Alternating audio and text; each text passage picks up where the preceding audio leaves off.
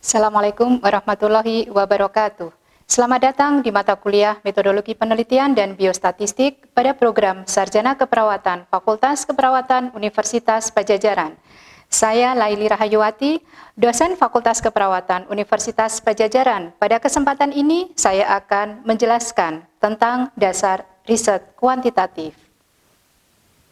Pada tujuan pembelajaran kali ini, yang pertama diharapkan mahasiswa akan memahami esensi perkembangan ilmu. Yang kedua, memahami konsep logika berpikir. Dan yang ketiga, memahami pentingnya riset pada perkembangan ilmu. Selanjutnya, saya ingin sedikit menjelaskan beberapa hal yang berkaitan dengan perkembangan ilmu, di mana di dalam perkembangan ilmu itu sudah terjadi sejak manusia ada. Karena semua panca indera manusia itu berpikir untuk mengetahui dan memahami ilmu. Adapun kelebihan dan kekurangan ilmu adalah pada pertanyaan, where is the truth? Di mana kebenaran itu? Pada dasarnya, ilmu bersifat terbuka, demokratis, menjunjung kebenaran, dan tidak terselubung oleh feudalisme seperti titel, profesi, maupun kedudukan. Selain itu, ilmu diharapkan bersifat netral, dan pemilih ilmulah yang harus menentukan sikap baik dan buruk. Saya juga akan memberikan pemahaman tentang bagaimana logika berpikir, karena ini ada kaitannya dengan perkembangan ilmu. Di mana di dalam pendekatan logika ini bertujuan untuk menarik suatu kesimpulan. Yang kita kenal sekarang adalah pendekatan deduksi dan induksi. Selanjutnya kita juga mengenal istilah rasionalisme, empirisme. Di dalam pendekatan deduktif, bersifat dari sesuatu yang sifatnya umum menuju ke sesuatu yang sifatnya khusus.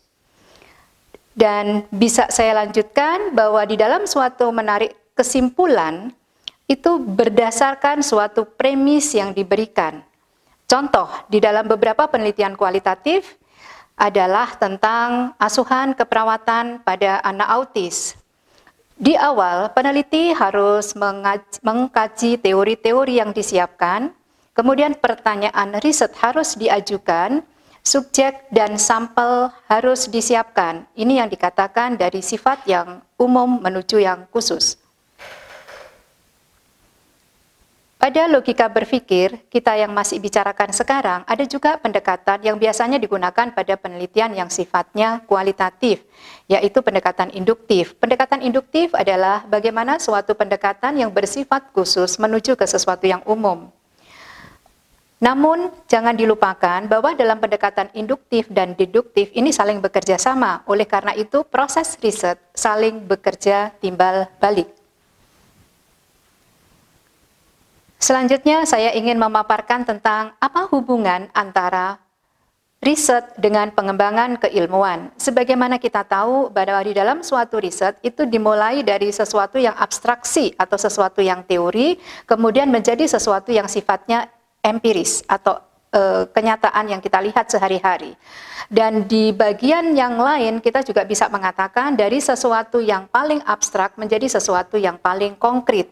Di dalamnya nanti ada beberapa jenjang yang bisa kita tunjukkan, yaitu adanya filosofi, di mana filosofi itu akan membangun pengetahuan, dan pengetahuan itu akan membangun suatu critical thinking atau berpikir kritis, dan selanjutnya berpikir kritis itu menunjang suatu pertanyaan penelitian, yaitu riset itu sendiri, dan kita harus buktikan dengan empirical practice. Pada sejarah pengembangan ilmu penelitian, terutama pada kuantitatif dan kualitatif, kita bisa melihat adanya silogisme.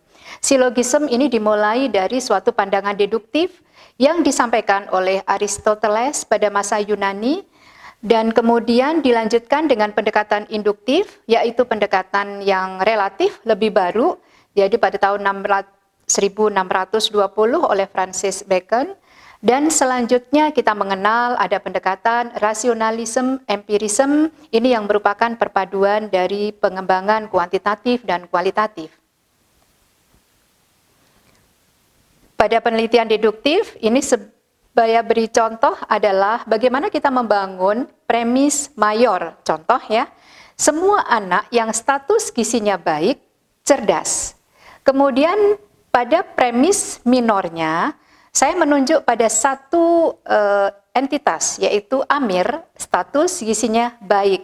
Dan selanjutnya pada saat saya mengambil kesimpulan, jadi Amir adalah anak yang cerdas. Pendekatan deduktif yang lain kita kenal dengan categorical syllogism. Contoh, semua penderita malaria mengalami kekurangan darah. Pak Ali penderita malaria. Pak Ali kekurangan darah. Dilanjutkan dengan pendekatan hipotesis syllogism. Apabila Egy mendapatkan imunisasi polio, ia tidak cacat. Egy tidak cacat. Artinya, Egy sudah mendapat imunisasi polio. Kita bahas sekarang pendekatan induktif. Meskipun ini dalam pengertian induktif tidak sempurna, ya. Contoh, Indonesia negara berkembang, IMR tinggi. India negara berkembang, IMR tinggi. Tanzania negara berkembang, IMR tinggi. Brasilia negara berkembang, IMR tinggi. Dan saya mencoba untuk mengambil kesimpulan, semua negara berkembang, IMR tinggi. Masih pada pendekatan induktif, ini yang lebih sempurna daripada tadi. Setiap anak yang lahir prematur, perkembangannya lambat. Kemudian, pada saat saya sudah melakukan penelitian, saya mengambil kesimpulan semua anak yang lahir prematur perkembangannya lambat. Kemudian jika saya akan menjelaskan tentang proses riset, ini memang dimulai dari adanya suatu gap, yaitu perbedaan atau sesuatu yang membuat teori dan kenyataan itu harus mempunyai kajian lebih lanjut. Di dalam proses ini nanti akan kita teruskan dengan bagaimana kita memutuskan suatu pertanyaan penelitian. Dan selanjutnya pertanyaan penelitian ini nanti akan kita buat tujuan untuk menjawab pertanyaan penelitian. Oleh karena itu kita sampai pada desain atau merancang suatu bentuk penelitian. Dari rancangan bentuk penelitian itu kita akan memutuskan bagaimana kita nanti akan melakukan proses pengambilan data, bagaimana kita akan melakukan proses analisis data, dan akhirnya kita akan membuat proses kesimpulan. Dan selanjutnya dari proses kesimpulan itu oleh para peneliti lain, ini juga bisa diangkat menjadi suatu hipotesis yang baru yang akan dilakukan pada penelitian lebih lanjut. Pada penutup, akan saya sampaikan bahwa ini adalah penjelasan singkat tentang dasar riset kuantitatif. Terima kasih atas perhatiannya. Sampai bertemu lagi pada pembelajaran mata kuliah metode penelitian dan biostatistik dengan pembahasan materi yang lain. Terima kasih. Wassalamualaikum warahmatullahi wabarakatuh.